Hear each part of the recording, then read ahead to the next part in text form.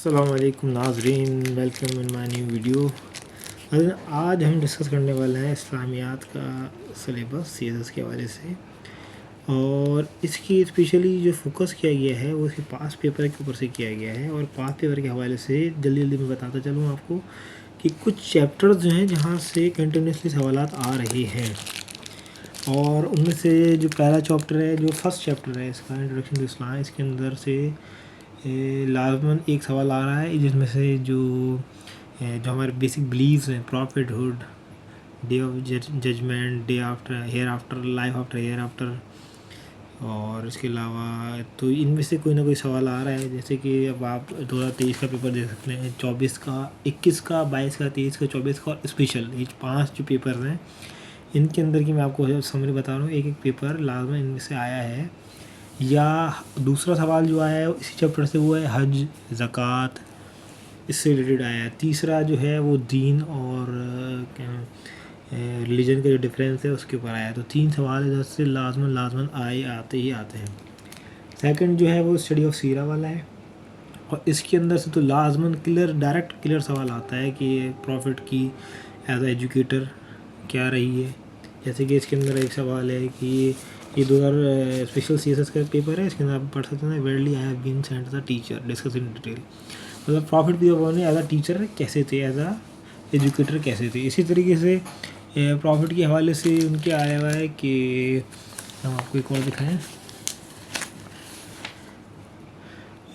Profit की इसमें पढ़ सकते हैं क्वेश्चन नंबर 5 से क्वेश्चन नंबर 6 पे देख सकते हैं कि डिस्क्राइब हज़रत Mohammad as a prophet of peace for contemporary transnational world. It means as a peacemaker, as a diplomat, as a educator, जो चैप्टर 2 है इसमें से लाजमी सवाल आ रहा है। तीसरा सवाल जो थर्ड चैप्टर है वो डायरेक्ट एज इट इज़, ये हेडलाइन जो है इसकी, सब हेडिंग जो है इस चैप्टर की, human rights and status of women, direct as it is सवाल उठा के वो पेपर में दे रहे हैं। जैसे कि इसके अंदर आप देख सकते हैं कि इसके अंदर सिंपली डायरेक्ट उन्होंने सवाल पूछा हुआ है कि उसके हवाले से कि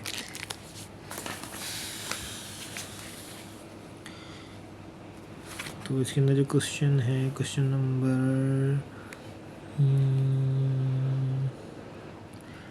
कंस्ट्रक्शन ऑफ न्यू लाइफ,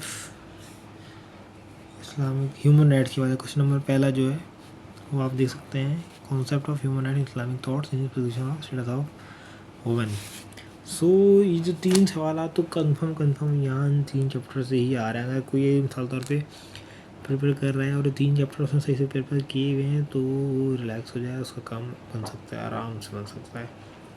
चौथा सवाल जो आ रहा है वो आ रहा है मोस्टली इजमा या इस्तेहाद का।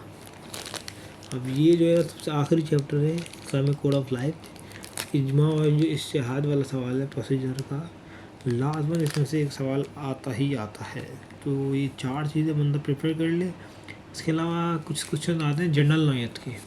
हाँ, तो उसके अंदर वो कभी एक्सट्रीमिज़म पूछ लेंगे, कभी अब जैसे डिफाइन सिविलाइजेशन कल्चर है ये पूछ लिया उन्होंने, ठीक है।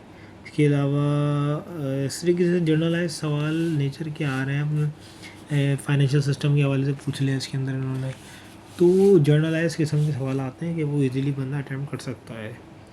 सो होप कि आप लोग पेपर करेंगे। याद रखिएगा जो पेपर के प्रिपरेशन कर रहे हैं तो उसमें सब हेडिंग्स, ठीक है। सेकंड जो रिकमेंडेड बुक्स हैं, अगर उनके नाम और उनके राइटर के नाम याद कर लें तो वो पेपर में आप लिख सकते हैं। बातें तो सारी वही होती हैं, जस्ट आपने एक नाम मेंशन करना है कि उसे लगे कि आपने ये किताब पढ़ी है आपके एग्जामिनर को, ठीक है। तो वो याद कर लें आप लोग, वो MCQs में आती हैं अक्सर। तीसरा सब हेडिंग लाजमी बनाने हैं आपने। अच्छा, आयत और हदीस का विद रेफरेंस लिखना जितना अच्छा होगा उतना बेहतर है। तो आई होप कि आप लोगों ने ये अंडरस्टैंड किया होगा।